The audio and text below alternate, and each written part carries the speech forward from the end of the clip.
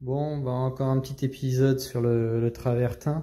Donc ça avance, ça se coupe bien le travertin, ça se coupe mieux que du carrelage, ça se coupe comme de la faïence murale.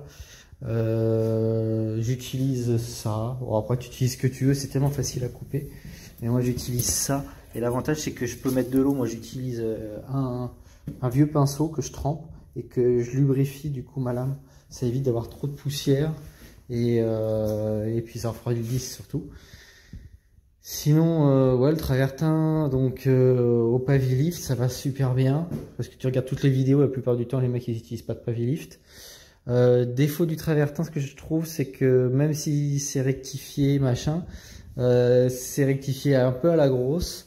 Et les dimensions sont pas top.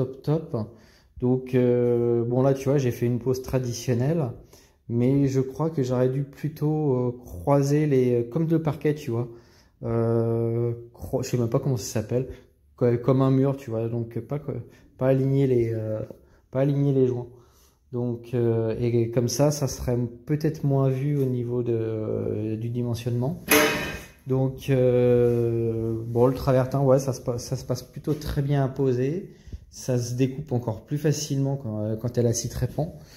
Donc là, tu vois, donc ce que je vais faire ici, comme je peux pas faire trop de bruit en ce moment. Donc je vais tracer, je trace tout ça, je prépare ma journée de demain.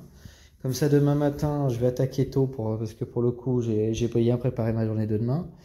J'attaque tôt, je fais que des trucs non bruyants, je vais attaquer la primaire. La primaire, ils disent 2 heures avant la pause, t'inquiète, hein, le truc il devient transparent vite fait ça. Mais j'utilise la primaire. Moi je suis radin, hein, si ça me plaît pas, je le fais pas. Mais voilà, j'utilise ça comme primaire. Voilà, c'est du Leroy, tout support PRB.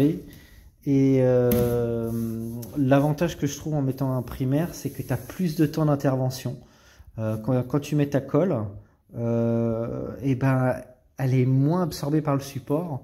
Surtout quand imagine tu es sur du carton ou voilà, tu mets ça et là non seulement tu as une meilleure accroche, et surtout tu as plus de temps d'intervention et ouais, c'est pas mal, franchement c'est bien. Et en plus, ouais, bon, ça coûte un petit peu, hein. Je sais même plus combien je l'ai payé, mais maintenant je réfléchis plus, je mets ça. Et ouais, c'est vraiment c'est un confort. En fait, c'est du confort de pose que tu achètes. Après, si tu es vraiment radin et tu veux tirer le prix, tu mets juste ta colle. Mais voilà. Donc moi, au début, je voulais utiliser j'ai voulu faire ma pince aussi, encore une fois. J'ai hésité, je me suis dit je vais mettre du gris, hein, on s'en fout, hein, c'est caché, et puis je me suis dit ça va remonter dans les joints et tout, je le sens pas. Et en fait j'ai bien fait parce que quand tu as le travertin, regarde, il y en a bon, ceux-là ça va, et regarde, quand on a un comme ça, imagine tu fais un coup d'éponge avec de la colle à carrelage, et ta colle à carrelage elle est grise, et ben ça rentre dans les cavités, et ben tiens après pour la retirer ta truc, accroche-toi pépère. Hein. Donc ouais, c'est pour ça que le blanc, c'est vachement bien. En fait, t'as quasiment pas le choix si tu veux poser correctement du travertin. Donc voilà, ça prend forme petit à petit. Il faut que je retire tout mon bordel, comme tu peux voir. Et puis voilà, donc ouais, je pose ça avec ça. Et après, j'ai une petite fissure quand j'ai ouvert le truc. Le machin, c'est légèrement... Mais je pense qu'elle est en surface, la fissure, là, parce que à l'intérieur, il est fibré et il y a une maille métallique. Et j'ai mis mon coup de disqueuse, j'ai tapé un peu fort et ça fait choc. Et ça va jusque là, la fissure a fait ça, tac. Mais elle est fine, hein.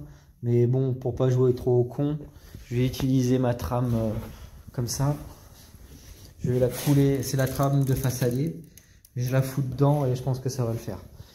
Donc voilà, ça avance. Et puis là, donc la mise en service bientôt. Faut que je fasse encore un petit coup de ponçage là, tu vois. Je sais pas si on voit. Je vais essayer de voir si je peux mettre non, je peux pas mettre la lumière. Mais ouais, j'ai un petit coup de ponçage dans le visage encore à faire autour, histoire de faire bien propre, un coup d'impression. Et comme ça, le 28, ils me mettent en service la pompe à chaleur.